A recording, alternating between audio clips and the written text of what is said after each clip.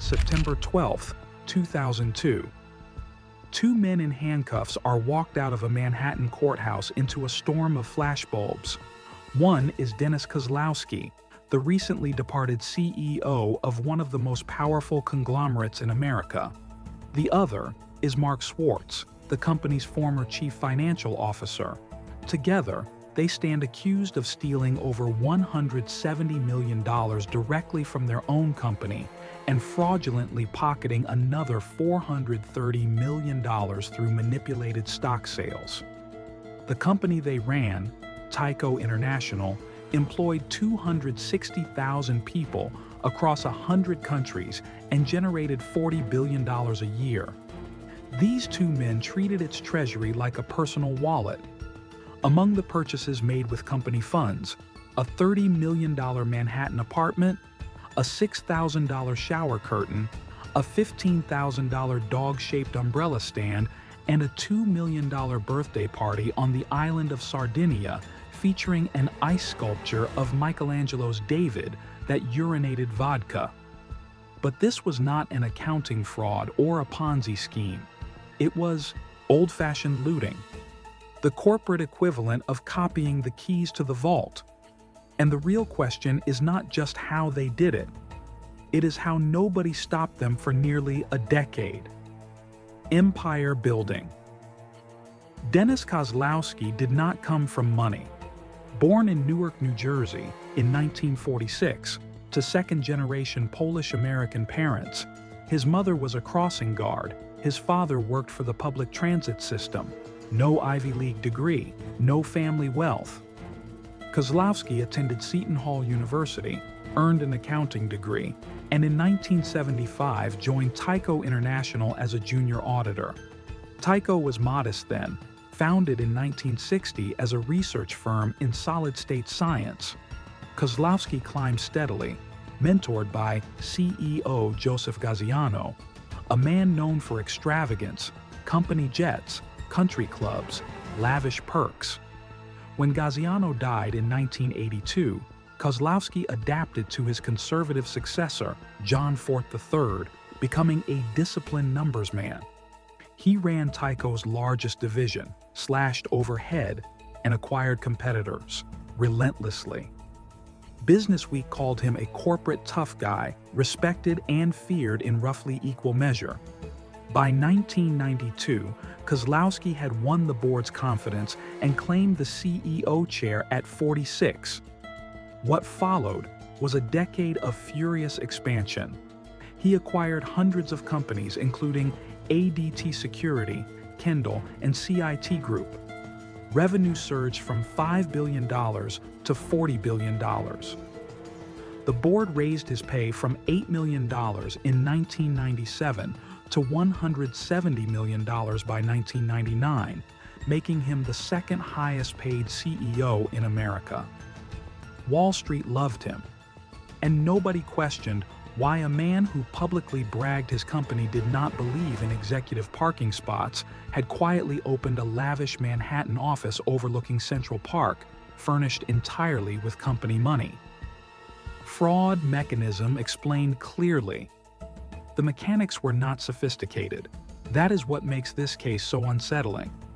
Kozlowski and Swartz did not build shell companies or manipulate accounting standards in obscure ways. They simply took the money. Tyco had two internal loan programs.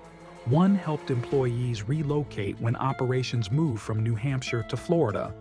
The other, the Key Employee Loan Program, let senior executives borrow to cover taxes on vested stock options. Both had documented rules and narrow purposes. Kozlowski and Swartz ignored those rules entirely. Kozlowski drew over $242 million from these programs. Swartz took tens of millions more. The money went to mansions, yachts, fine art, jewelry, and personal investments having nothing to do with the company. Imagine your employer sets up a fund to cover moving expenses. Instead, you buy a vacation home, a boat, and a Renoir painting. Then you arrange for the loan to be forgiven so you never pay it back. That is essentially what happened here, except the sums were in the hundreds of millions. Between 1999 and 2002, they colluded to wipe tens of millions off the books. In one round, $37.5 million in loans vanished. In another secret initiative, Kozlowski had $33 million forgiven and Swartz $16.5 million. Participants were required to sign agreements promising silence.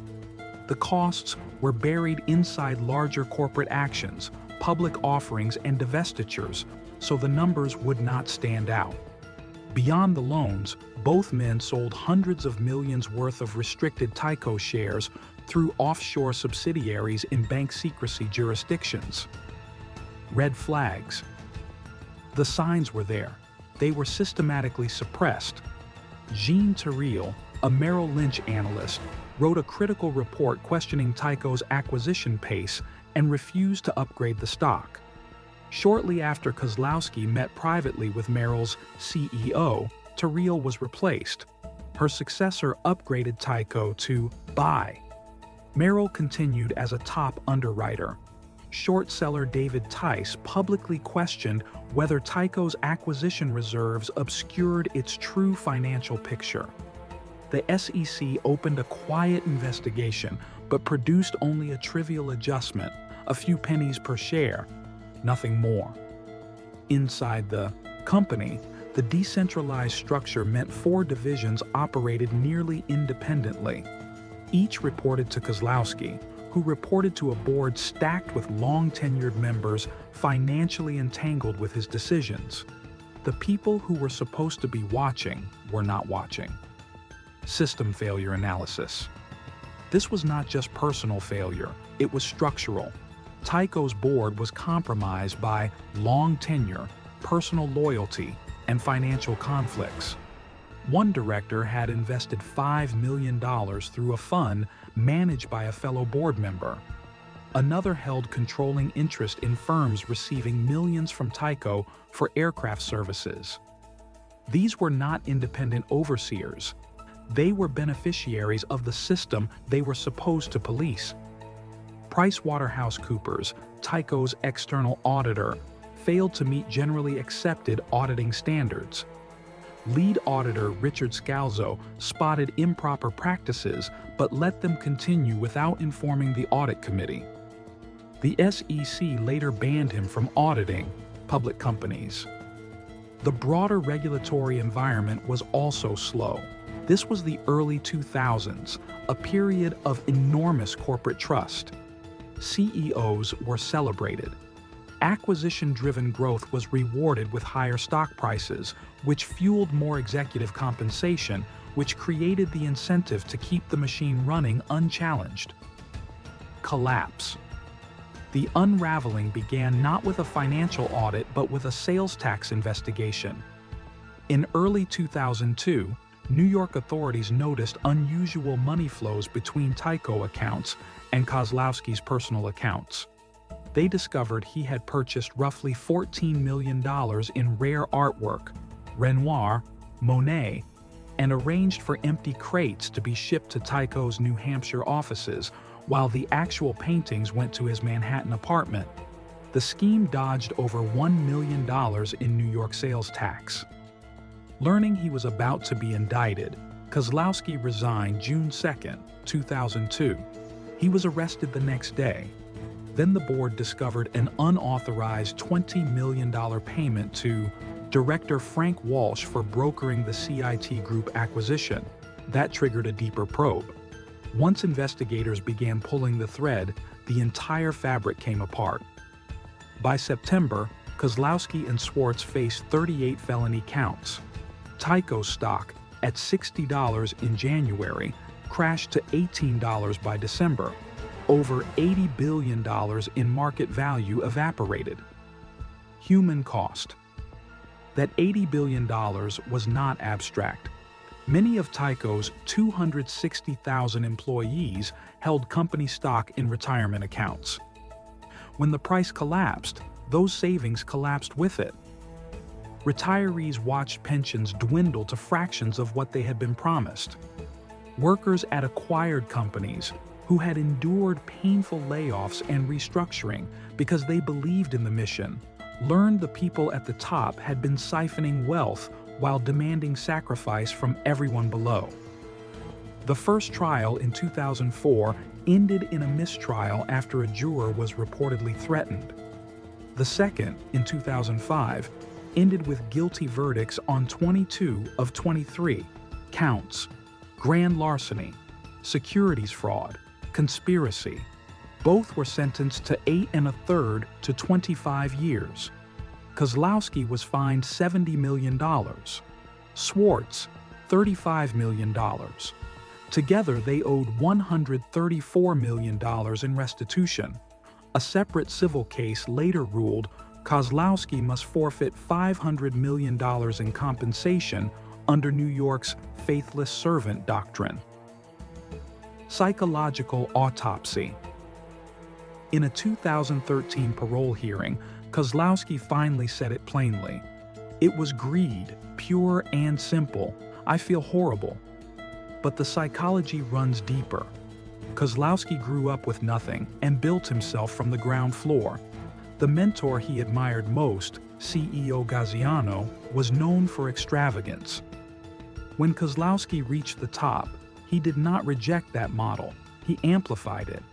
Success created entitlement. Entitlement warped his sense of boundaries. The first transgression was small. Then it became a loan quietly forgiven. Then a system. At a certain point, he no longer saw company money as belonging to someone else.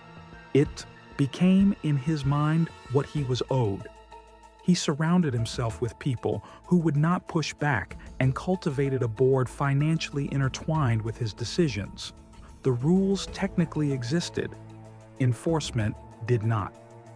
Reflective ending: Kozlowski served 6.5 years in prison and was released in 2014. After paying $167 million in restitution and fines, nearly all his wealth was gone. He now lives in a 2-bedroom Manhattan apartment with his third wife, who wrote to him while he was incarcerated. The apartment does not have a $6,000 shower curtain. Tyco survived under new CEO Edward Breen, split into 3 companies, and was eventually acquired by Johnson Controls in 2016. The company recovered. Most of the people who lost their savings did not. What the Tyco case reveals is not just the danger of unchecked power, it is the danger of unchecked trust. When a board becomes a rubber stamp, when auditors look the other way, when analysts who ask hard questions are quietly removed, the system stops functioning as a system. It becomes a stage set, and behind it, someone with the keys to the vault is already walking out the door. The locks were always there. Nobody turned them.